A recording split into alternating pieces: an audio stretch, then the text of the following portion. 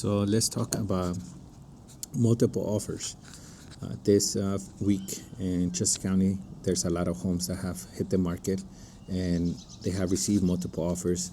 And I have had a lot of buyers represent them and also be on the seller side where we receive multiple offers. And every now and then we get the little hesitation from the buyer asking if they can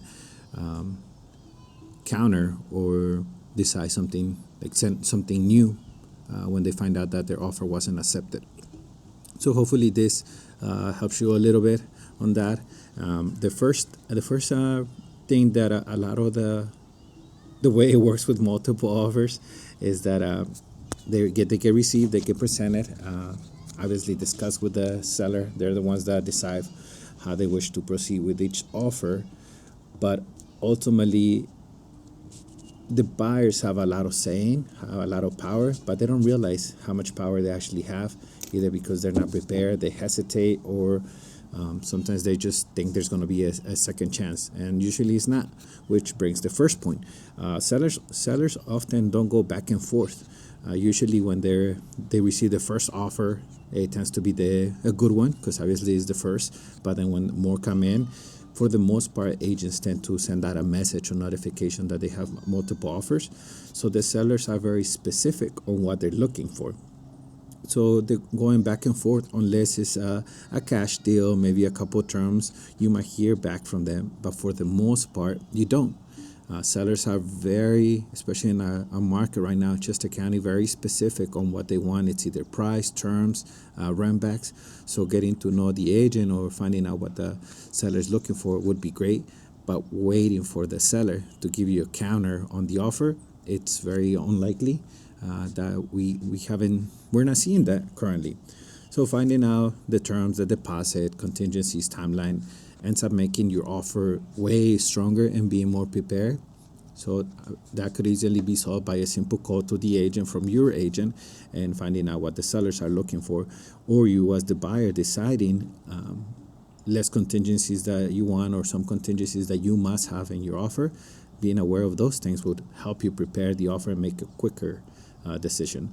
The other reason why a lot of sellers don't counter when they already have signed or maybe receive an offer is that they already have what they want. All sellers, what they want to do is sell their house. So the moment they receive an offer, they have achieved their goal. So there's really no need for a lot of sellers to counter or try to negotiate something that they have already received.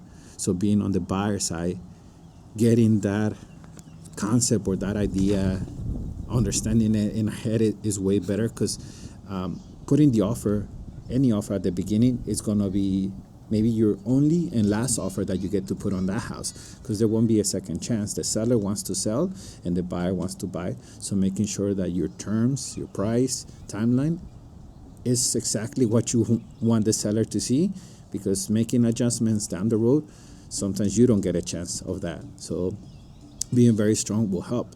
The other reason a lot of sellers don't counter when they have either already signed an offer or have multiple offers is they don't want to risk. They have already received an offer. They don't want to risk losing, especially right now. A few homes in Chester County tend to sit a little bit longer, which should have sold. So when they get an immediate offer, they get excited. They want to right away accept it. Sometimes it's their hesitation on signing. Sometimes it's the agent telling them to just wait, see if we can find something with better terms, better price, all of those things. But they don't usually tend to counter back, because again, they don't want to lose that offer. If they have accepted that offer, then they're definitely not countering on the other one, because now they have a legal binding contract with another buyer because they have signed it. So getting on the buyer side, if your offer is denied, getting a second chance is even harder, because they have already agreed with somebody else. So being prepared so there's no regret is so much better and easier. The other is sellers don't want to constantly negotiate back and forth. Unless the house have sit on the market, they're not looking into negotiating. As realtors, we enjoy it. It's part of our job. We like to get better terms. Same thing for all buyers. They wish to get the house cheaper. They wish to get assistance and lower the price and all of it, because it's part of the purchase or buying transaction. Unfortunately, when the low inventory that we have in Chester County, it doesn't allow for that. So a lot of sellers, they just want to sell their house, know that the funds that they're going to receive either move closer to family, relocate, or put that money already towards another house that they're going to purchase. They don't want to go on the back and forth because, in a sense, they already have the upper hand. They just want to sell the house the easiest way, the best possible way, so that way they don't have to stress down the road on what to do. So the negotiation part is mainly on the buyer side, not necessarily on the seller interest that they want to do. So these are few of the reasons why sellers, when they accept a contract, they don't tend to counter, and buyers get a little bit nervous and a little bit upset that they didn't get a second chance, because sometimes they say if I go a little bit higher or a little bit lower, they might come back and try to negotiate either the deposit, the inspection. It doesn't happen often. So I hope that through the whole video you kind of get the idea of where I'm getting at. But if not, I'll tell it to you right now. When you put in the offer, put your strongest offer at the beginning. You might not get a second chance to put something different, and you might not even get a chance to speak to the seller, because a lot of the buyers wish to do that.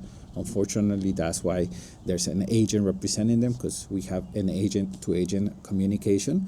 But be very proactive on your offer, strong on term, strong on price, timeline, lender-wise, so that way if your offer gets accepted, then great, you were well prepared, versus if your offer gets denied and the seller goes with another offer, you don't have the remorse of, oh, I could have gone $1,000 more, or maybe a larger deposit, or maybe less inspections, because again, in Chester County, Delaware County for the most part, and some parts in Newcastle and Delaware, we're not getting a chance to resubmit or getting a counter offer, especially for houses that just came on the market. Houses that tend to sit a little bit longer, they're a different story, but for the most part, multiple offers, and the moment the seller accepts an offer, there's no second opportunity, there's no second chance. So hopefully this answers a couple of the questions, concerns of why the sellers don't tend to counter on offers when they have multiple. And I'll continue providing some more videos.